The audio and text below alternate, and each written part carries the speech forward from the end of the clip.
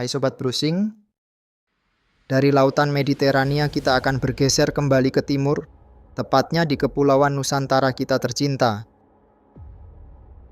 Ya, sekarang kita berada di daerah Aceh, Indonesia. Masih seputar tokoh penguasa lautan. Kini kita akan membahas tentang Laksamana Laut wanita pertama di dunia asal Nanggro, Aceh Darussalam. Mungkin sebagian dari kita sering mendengar pahlawan wanita seperti R.A. Kartini, Dewi Sartika, Marta Christina Tiahahu, C. Ut Nyakdien, atau bahkan C. Ut Meutia. Tapi ada satu orang lagi pahlawan Indonesia wanita yang berasal dari Aceh, yang mungkin masih jarang orang mendengarnya. Memang ada ya? Siapa lagi memangnya? Ya, ada dong. Bahkan peran dan jasanya di masa lalu begitu penting untuk diingat bagi bangsa ini, terutama kegigihannya dalam melawan penjajah kolonial. Jadi tokoh itu bernama Kumalahayati atau lebih dikenal sebagai Laksamana Malahayati. Jadi siapakah Laksamana Malahayati ini? Untuk hal itu mari sejenak kita mundur di abad 16. Kumalahayati lahir di Aceh Besar, Kesultanan Aceh tahun 1550. Kumalahayati yang di kemudian hari lebih dikenal sebagai Laksamana Malahayati.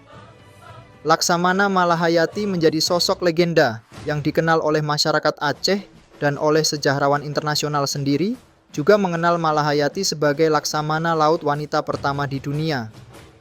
Malahayati yang masih merupakan keturunan dari Sultan Aceh atau Darah Biru, dikisahkan sejak remaja Malahayati menjalani hidupnya di lingkungan istana. Meski perempuan, ia juga mengikuti pendidikan Akademi Militer Kesultanan Aceh.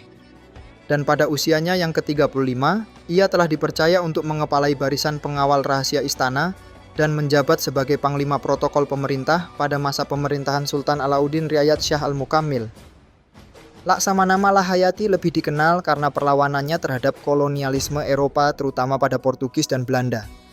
Perlawanan terhadap kolonialisme Portugis sendiri juga pertama kali diinisiasi oleh dirinya melalui pertempuran Teluk Haru dekat Malaka tahun 1586. Sayangnya, dalam pertempuran itu, Malahayati kehilangan suaminya. Meski begitu, pada akhirnya Kesultanan Aceh berhasil mengusir Portugis. Dari kejadian inilah Malahayati mendapatkan pangkat Laksamana dari Sultan Riayat Shah menggantikan suaminya yang gugur. Malahayati yang meneruskan perjuangan suaminya kemudian mendirikan pasukan elit yang dikenal sebagai Inong Bale.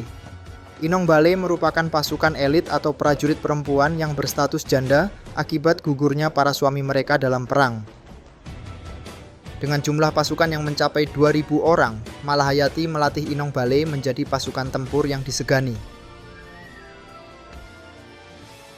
Pasukan Inong Bale kemudian mulai dilibatkan di berbagai pertempuran melawan kolonialis Eropa.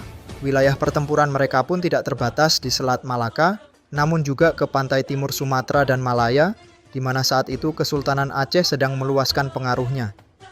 Nama Laksamana Malahayati makin dikenal setelah dalam suatu insiden terjadi pertempuran antara pasukan Inong Bale melawan kapal laut penjelajah asal Belanda yang sedang singgah di wilayah perairan Aceh.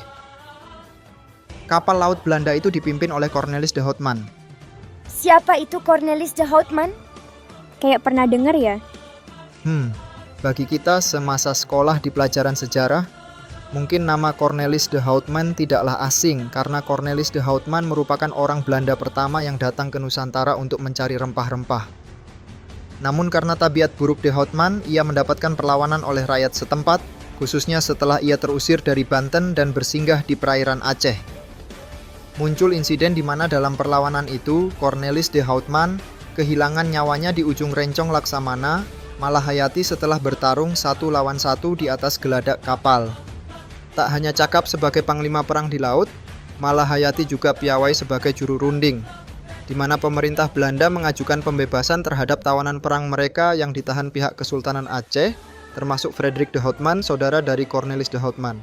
Sultan Aceh pun mengutus Malahayati dalam meja perundingan dengan Belanda.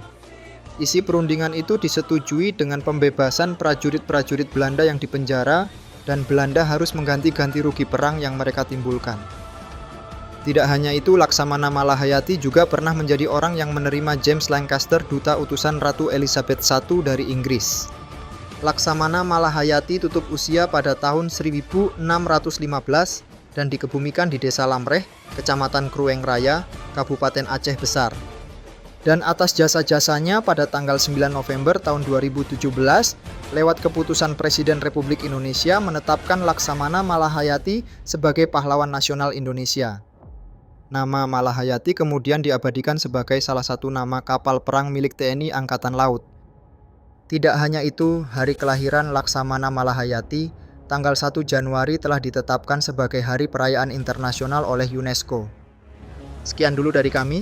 Indonesia is a wonderland.